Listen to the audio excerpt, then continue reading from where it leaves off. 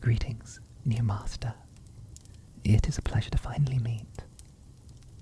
I understand that you are to be my new keeper, and I shall be in your service, in the name of the Unseen One.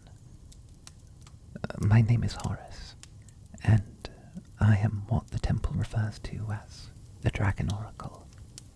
I hope to serve you to the utmost of my abilities, and that in the coming days and hopefully years, you may see me as a faithful servant. Yes, Master. You will be taking over from my last keeper, and for that I offer my sincerest thanks. I pray that together we will be able to discern great prophecies, and that our work may guide the temple for years to come. Master, I do not wish to speak out of turn, but you seem a touch confused. The temple did inform you that I was to be placed into your service, did they not? Ah, then you were not informed. Forgive me then, my master. I was informed by my chain-bearer that you were to be my new keeper. I possess the writ here.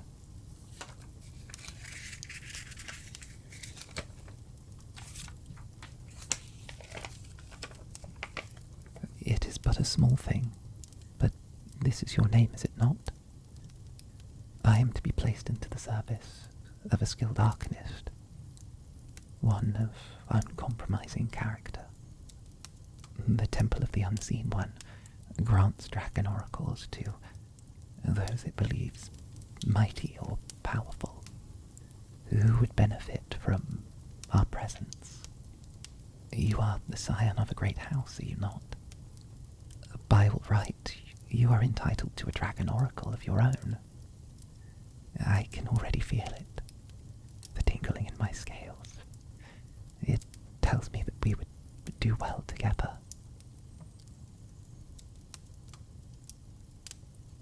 I apologize, I did not mean to be presumptuous. I read the chronicle that the temple keeps on all registered mages. I thought that mayhap you would already...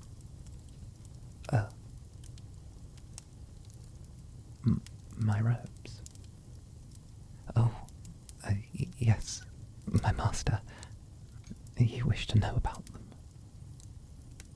My body manifests my draconic lineage through my physical appearance. The temple sees it as both a thing of shame, pride, and reverence.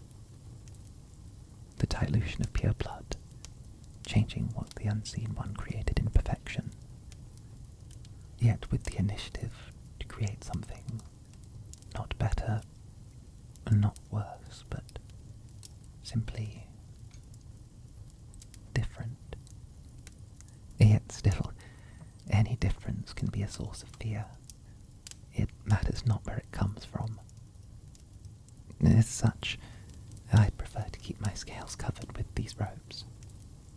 But it does not affect my reading in any way, my master. Of course, if this is of an inconvenience to you, I would remove them, if you so ordered. The robes also cover my chains. Yes, master. Each oracle is kept in chains, while they do not have a keeper responsible for them. If I may, I could show you. And that's very kind of you to say. It's okay.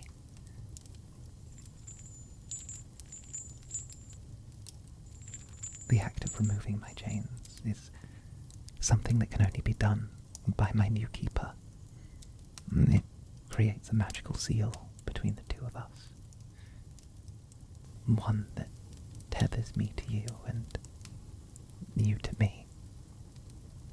The chains don't bother me. They're mine. They just show that I am unclaimed right now.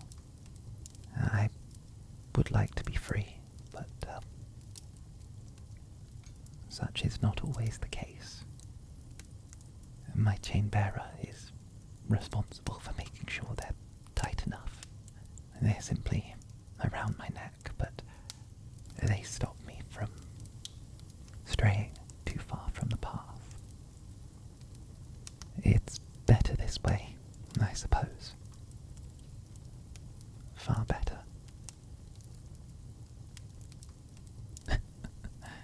I can't take them off myself, no. I wish I could, but they have to be touched by someone who wishes to claim me. I've seen it before. When the chains are touched, they near dissolve. It's old magic, powerful in its own right. I do not mind the chains. It's the scales that upset me more.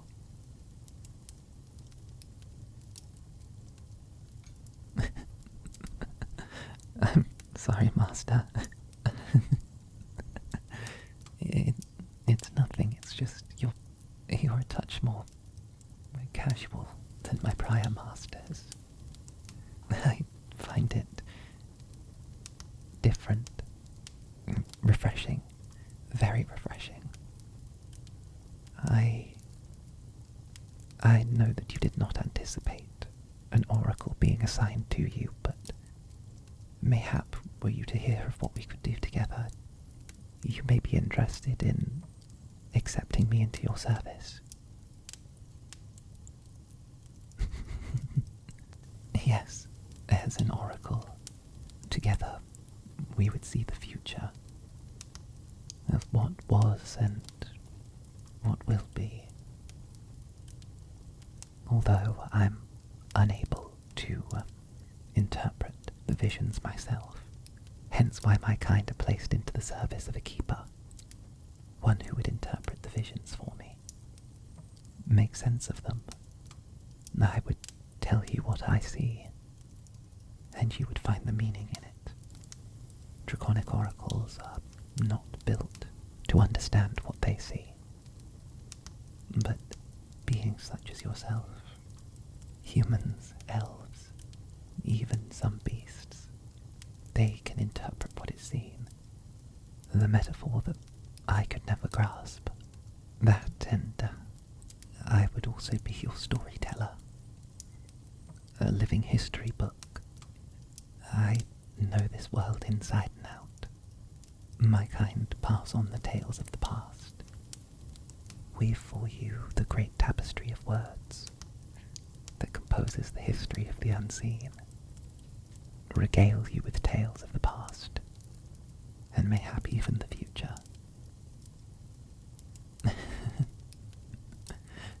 You seem in great thought. I wish I could tell what you were thinking, but such is not the case. Potential master, would you perhaps lay back, relax, allow me to regale you with one of the tales of the past, at least allow me to demonstrate my value, before you decide whether or not to remove my chains?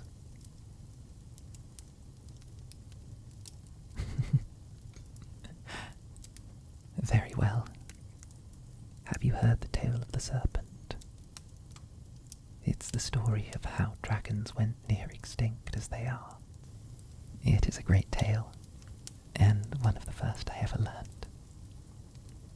If you would allow, I will tell you a hollow story of how cruelty breeds cruelty. A tenet my prior masters may have forgotten. Forgive me. Simple mutterings.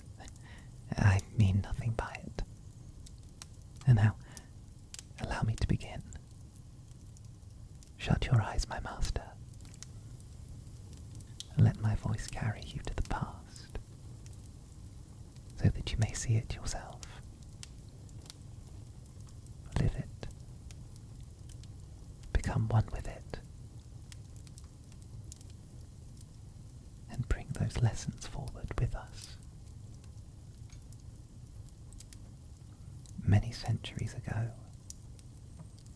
when the world was still wild and untamed, magic was unformed and unconstrained, and the great open skies were the domain of dragons. There was a serpent, not a mighty beast, nor a great creature, but a meek little thing that resided in a cave beneath the ground, a long-forgotten place where this serpent lived happily in the dark. But one day, the cruelty of men drove the serpent from its home. A weak creature, forced to survive in a world far too big for it. A world filled with titans and monsters. But the little serpent survived through the kindness of a stray human, a person that took pity on the beast and hoped to find it a new home. But despite this kindness, one that experiences cruelty, true cruelty, is stained by it. The little serpent had seen how unforgiving the world could be, and fearing for his only friend, the only human that had ever shown him love, the serpent wished to grow stronger, so that one day they might protect the one that had shown them such kindness. The serpent, through pure chance, came across a young dragon, a creature far from its home, and perhaps in a moment, gripped by madness, the cruelty the serpent had experienced, boiling over, marking the rest of its life, the serpent coiled around the dragon and ate it. As the first drops of blood hit the serpent's tongue, the serpent realized that those who partake in dragon's flesh gain a fraction of that dragon's power and a great many of the years that dragon has yet to live. And so, the serpent, enamored by the power to save the one who was so kind to them, but too blind to see the cruelty of it, began hunting dragons wherever they could be found, eating them one by one, until only the ancient dragons, lost in centuries of slumber, and the meekest of the true-blooded dragons remained. But in his quest, the little serpent grew mighty, powerful enough to protect any. Were they there? But in his quest, the centuries gained by imbibing the flesh of dragons had rendered time meaningless to the little serpent, and the human they wished to protect had been long lost to time, without a cause or a love. The little serpent returned to the cave they once knew, alone, realizing that they had reaped the same cruelty onto others that he had reaped onto him. And today, only drakes and wyverns remain, and almost all true dragons are long lost.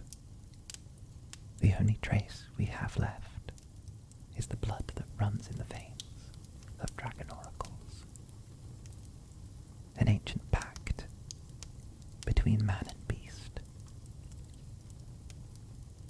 And thus, our story ends.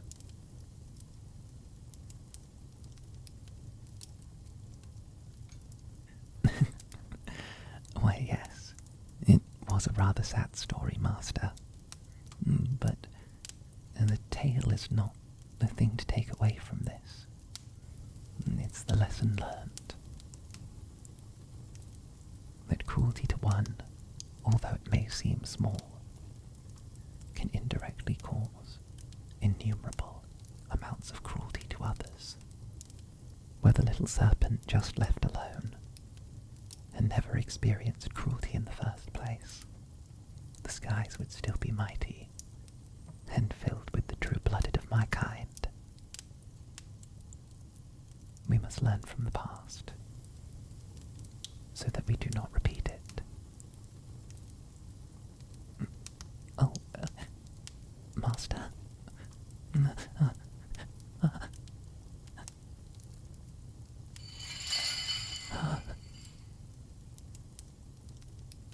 My chains.